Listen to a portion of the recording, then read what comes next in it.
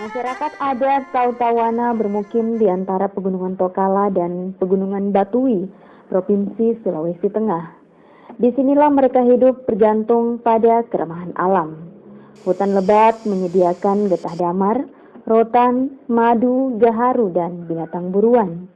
Di atas tanah yang subur, Tautawana menanam padi, jagung, ubi, kacang, dan buah-buahan. Mereka juga menangkap ikan sungai yang ada di sekitarnya.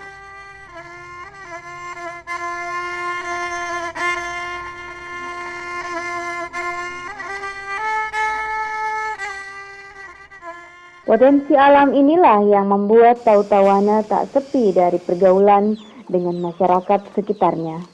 Namun dalam hubungan sosial ini tidak berjalan seimbang. Tautawana selalu saja menjadi korban. Pengalaman ini membuat sejumlah tautua ada mulai memikirkan adanya pendidikan khusus bagi anak-anaknya. Tahun 2002, kelompok belajar terbentuk di Lipumpoa. Mpoa adalah sebuah pemukiman Tautawana yang dekat dengan desa-desa di sekitarnya. Kelompok belajar ini mendapat dukungan dari sekolah dasar negeri terdekat. Sekolah dasar negeri tersebut mengirim seorang guru untuk mengajar di Lipumpoa. Kelompok belajar inilah menjadi cikal bakal berdirinya sekolah dasar negeri di Lipumpoa hingga sekarang.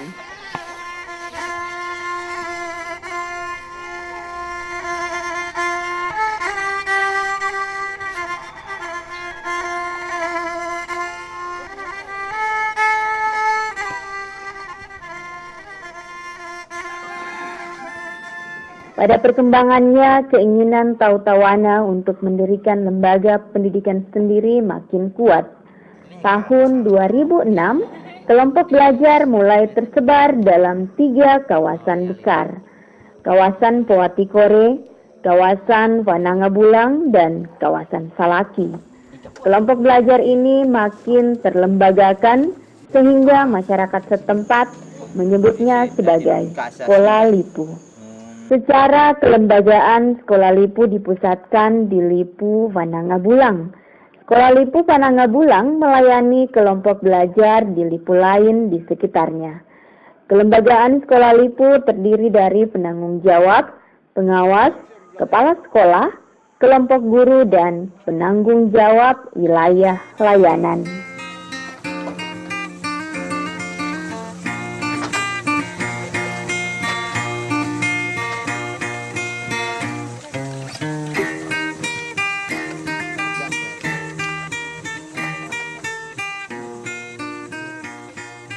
Tenaga pengajar di Sekolah Lipu berasal dari komunitas masyarakat adat Tautawana sendiri. Tidak ada di antara mereka yang tamat sekolah dasar. Bahkan ada yang tidak pernah duduk di bangku sekolah formal. Tapi mereka bisa membaca, menulis, dan berhitung. Dari tangan guru yang tidak sekolah inilah lahir beberapa tenaga pengajar baru. Sebelum ada Sekolah Lipu itu, saya memang sama sekali tidak tahu menulis dan tidak tahu membaca apa semuanya.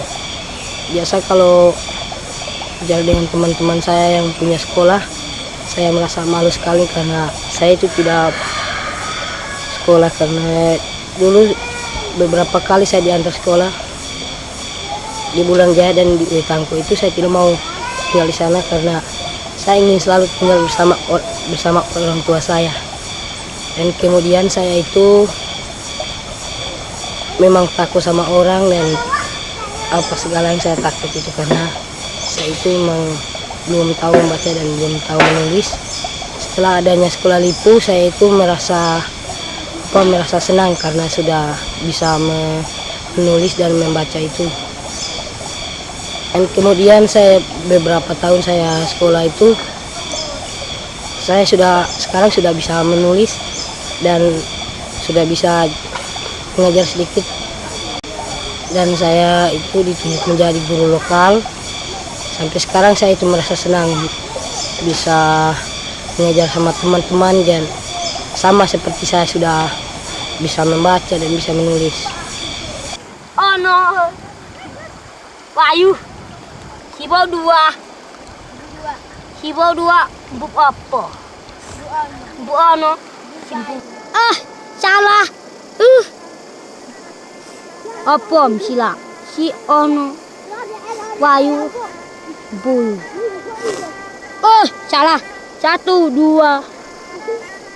Togo apa 5 ono pitu Wahyu sio simpuyung apa puyung bisa 2 Togo apa 5 ono pitu Wahyu sio simpuyung 5 puyung sini 1 2 Togo 2 apa ono Wahyu aduh bung kasbeng 50 cio. Untuk meningkatkan kapasitas guru lokal dilakukan kegiatan antara lain pelatihan metode pengajaran, pelatihan penyusunan materi ajar, pertemuan tukar pengalaman antar guru lokal, kunjungan belajar ke sekolah rimba di Jambi, dan sekolah alternatif di Kampung Pending, Bogor.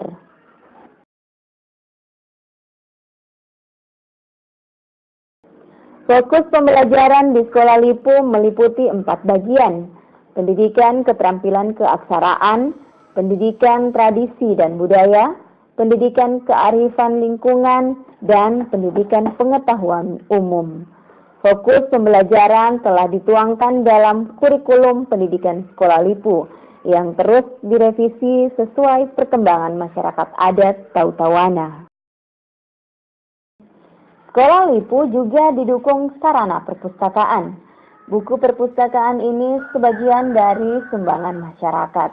Perpustakaan tidak hanya diminati anak usia sekolah di Sekolah Lipu, tapi juga diminati oleh orang dewasa. Pelajar yang ada di Sekolah Lipu itu tidak mengenal tempat ataupun waktu yang khusus. Proses belajar berjalan seiring dengan kesiapan dan kemauan dari peserta belajar itu sendiri. Kadang mereka belajar siang, kadang malam hari. Tergantung di mana mereka ada waktu luang di antara atau di sela-sela mereka membantu orang tuanya. Misal ketika mereka selesai membantu menanam padi, kita di sela-sela istirahat itu Sekolah Lipu dilaksanakan. Proses belajar mengajar dilaksanakan. Jadi Sekolah Lipu berjalan mengikuti ritme kehidupan yang ada di sana. Tidak memaksakan pada harus jam ini sampai ini, berjalan seiring dengan ritme yang ada di kehidupan mereka. Untuk masalah tempat, ya sementara ini ada tempat yang memang lebih sering kita pakai, yaitu di Banua Bay atau biasa di balai atau balai pertemuan. Di situ biasanya sering dijadikan sebagai tempat berkumpulnya anak-anak untuk melakukan memulai proses belajar. Dan terkadang di sela-selanya bisa diiringi dengan pindah atau ke tempat yang lain, tergantung dari keinginan dari mereka itu sendiri. Misal di tengah-tengah proses belajar mereka mau pergi ingin ke sungai, ya proses belajarnya akan pindah ke sungai, di mana mereka bisa bermain atau menikmati kehidupannya sambil belajar. Itu yang proses belajar itu yang terjadi di Sekolah Lipu. Kami planning panik, ada mau bisa tulis buku panik, kita pekerjaan tahu panik. Selain mendorong adanya Sekolah Lipu, tokoh adat masyarakat Tautawana dan Yayasan Merah Putih terus mengkomunikasikan penyelenggaraan Sekolah Lipu dengan pemerintah setempat. Komunikasi dimulai dari sosialisasi keberadaan Sekolah Lipu kepada masyarakat dan sekolah formal di desa sekitarnya, sampai seminar yang melibatkan pemerintah daerah. Sekolah Lipu yang coba kami inisiasi bersama atau ta'awana ini sesungguhnya adalah upaya untuk membumikan pendidikan layanan khusus sebagaimana diamanatkan oleh Undang-Undang Sistem Pendidikan Nasional. Nah, kami berharap ada komitmen yang kuat dari pemerintah untuk mendukung keberlangsungan penyelenggaraan sekolah Lipu. Jaminan hukum dari pemerintah menjadi penting karena dapat semakin memberikan motivasi bagi masyarakat untuk terus belajar di sekolah Lipu.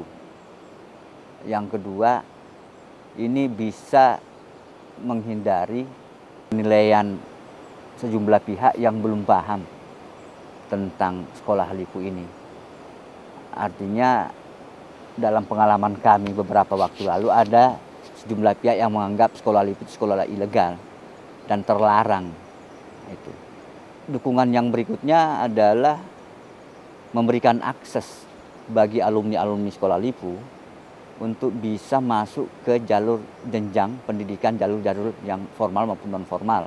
Semisal mereka diberi akses untuk bisa ikut ujian nasional paket A atau di SD-SD sekitar.